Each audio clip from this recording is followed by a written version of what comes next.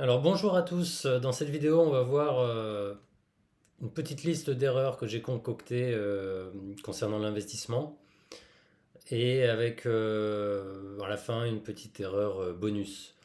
Alors erreur numéro un, je dirais donc le manque de curiosité. Ne pas connaître ce qu'il y a sur son assurance vie. Ne pas comprendre les produits dans lesquels on investit.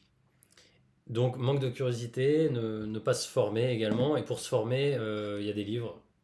Ça, c'est le bouquin d'Édouard Petit, Épargnant 3.0, qui se lit en 2 heures et dont je parlerai peut-être dans une autre vidéo, et que je compte offrir à de la famille ou des amis, puisqu'il est très pédagogique, notamment sur les ETF. Deuxième erreur, accepter les produits de son banquier ou de son assureur, et donc négliger les frais. Donc vous avez des frais d'entrée dans certains contrats d'assurance vie qui peuvent être énormes, 5%. Vous avez des frais de courtage, même chez les courtiers, sur les comptes titres. Des gestions pilotées, des fonds actifs aussi. J'ai pas mis les fonds actifs qui certains peuvent être relativement performants, mais bon, en général, ils sont très chargés en frais et donc ça tue la performance. Et puis les commissions de surperformance. Donc, alors j'ai mis deux exemples extrêmes. Un ETF sur compte titre SP500 à 0,03% de frais par an versus une assurance vie par exemple où le fonds actif va avoir 2% de frais, les frais d'enveloppe annuels de l'assurance vie pareil 1%, donc ça va faire 3,5%. Et encore je suis gentil, j'aurais pu rajouter les frais de 5% pour certains contrats quand on rajoute de l'argent, et puis les commissions de surperformance. Donc vous voyez des différences de frais qui sont absolument astronomiques en réalité. On est de l'ordre du fois 100, voire encore plus, hein. Ensuite, troisième point, attendre le bon moment, vouloir timer le marché. Donc ça, c'est une erreur parce que c'est très difficile de pouvoir timer le marché. Et on va voir en point 6 de ma liste comment éviter justement cette erreur. Point 4, pas d'horizon de placement. Est-ce que c'est pour acheter, on veut acheter sa résidence principale, ou est-ce que c'est un investissement long terme, patrimonial long terme? Donc si c'est pour acheter votre résidence principale euh, et votre apport doit être liquide et non volatile. Donc il faudra à ce moment-là éviter de faire all-in sur du Nasdaq par exemple. Ensuite, le stock picking. Alors le stock picking en soi n'est pas une erreur quand on maîtrise le sujet. C'est vrai que c'est sympa d'acheter ses propres actions, ses propres foncières cotées.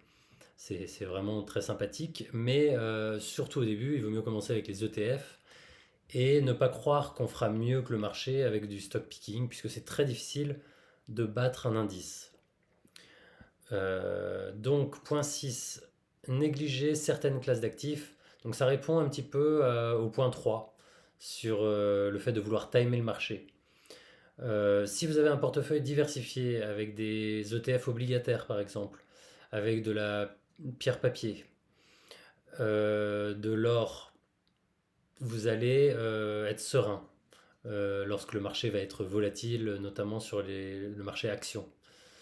Si par contre vous êtes 100% sur le marché action ou sur encore pire sur de la crypto-monnaie, vous allez forcément devoir subir une volatilité extrême.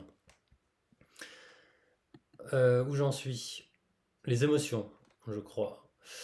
Peur et cupidité, oui, en période de volatilité. Donc les émotions, effectivement, le marché baisse et vous vendez au pire moment, au moment où il faut justement peut-être même augmenter sa DCA sur les indices SP500, Stock 600, et vous allez vendre quand le marché a fait moins 50%.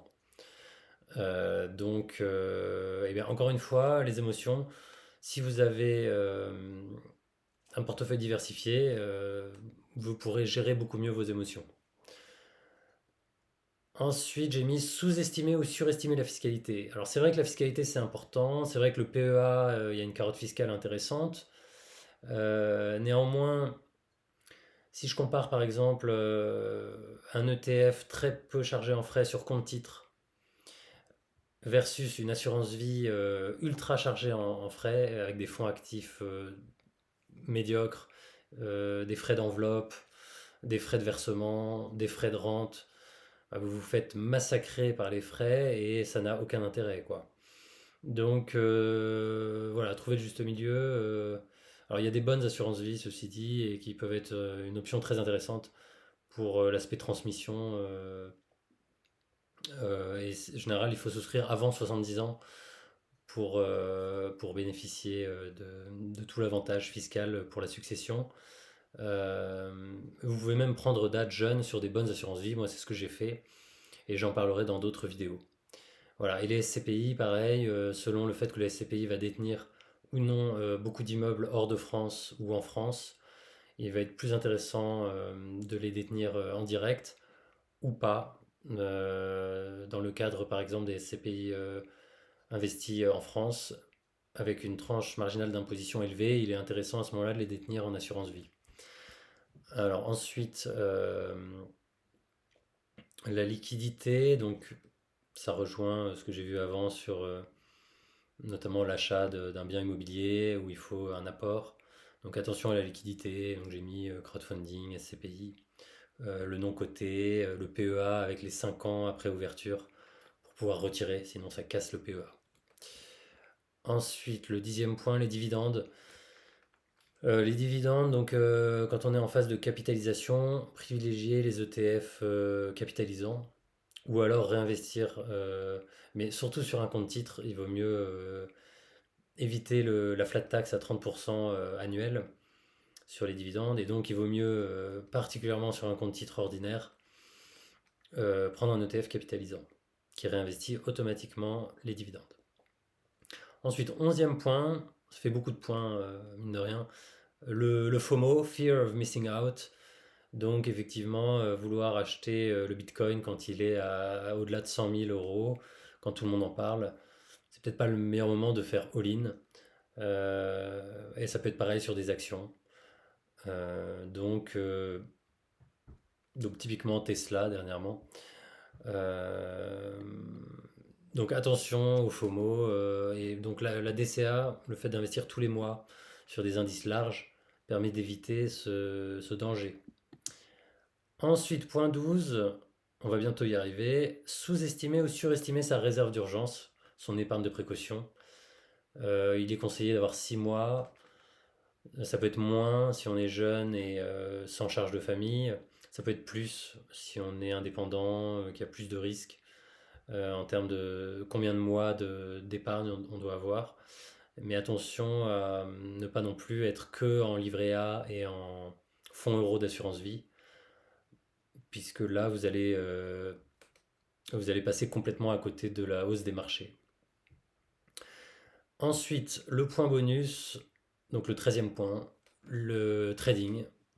Croire au gourou du trading, j'ai mis, qu'on retrouve notamment sur YouTube, et qui font beaucoup d'argent avec leur formation, et non pas avec le trading.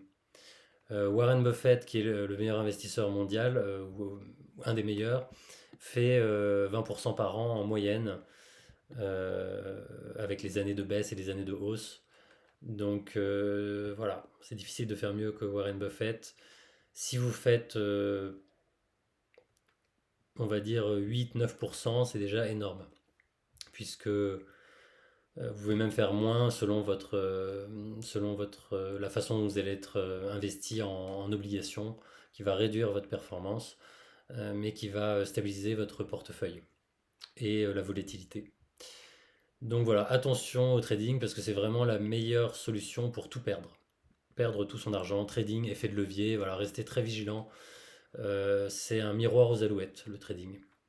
Voilà, j'en ai terminé pour aujourd'hui. Je voulais vous montrer peut-être le site d'Édouard Petit, qui a fait 2 livres, dont celui que je vous ai montré, qui est vraiment la base. Bon, j'ai mis un courtier, Trade Republic, il n'y a pas de parrainage en ce moment, donc je ne touche rien, je n'ai rien à vous vendre, pas de lien de parrainage, malheureusement pour moi. Mais c'est un bon courtier qui fait également banque maintenant, puisqu'ils sont en France et ils ont une carte bancaire.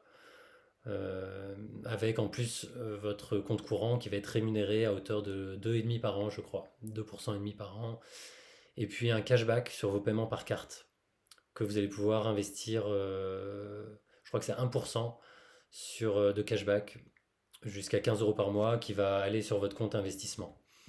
Donc c'est intéressant. J'attends vos questions, vos remarques, les éventuels points que j'ai oubliés dans mes vidéos.